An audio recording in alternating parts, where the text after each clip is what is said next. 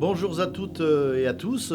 Eh bien voilà, hier c'était la deuxième journée à 3 rondes. Journée terrible pour les uns, journée glorieuse pour d'autres, et puis journée mitigée pour aussi une partie du plateau. On rappelle 4 places qualificatives pour les demi-finales. Donc 4 qualifiés, 4 éliminés au terme de ce tournoi en double ronde. On a passé le cap de la mi-parcours avec la 7e ronde dans l'après-midi. Et puis en début de soirée, on a joué la 8e ronde. Et là, deux nouveaux contours se dessinent. Chaque jour, ce sont des péripéties. On a toujours Laurent Fraissinet seul en tête avec 6 sur 8. C'est le favori et il confirme définitivement qu'il a sa place déjà quasiment assurée pour les demi-finales, à moins d'un cataclysme. Derrière, on a Luca Moroni qui suit avec Daniel Darda à 5 points. On peut noter la belle remontée de Daniel qui était avec 0 sur 2 au départ et qui se retrouve avec 5 sur 8. Le calcul est vite fait.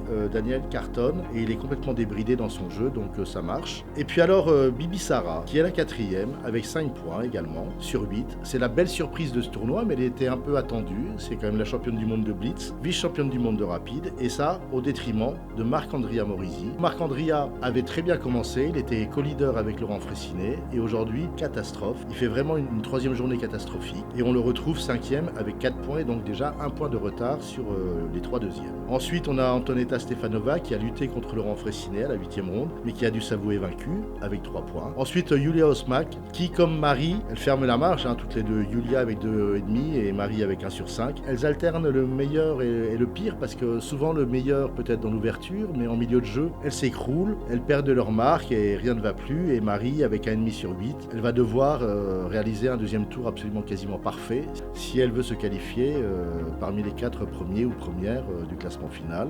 Bonne partie à toutes et à tous, les Open battent leur plein. Prenez du plaisir et venez nous voir dans la salle Molière avec des rondes toujours épiques comme d'habitude et de beaux combats.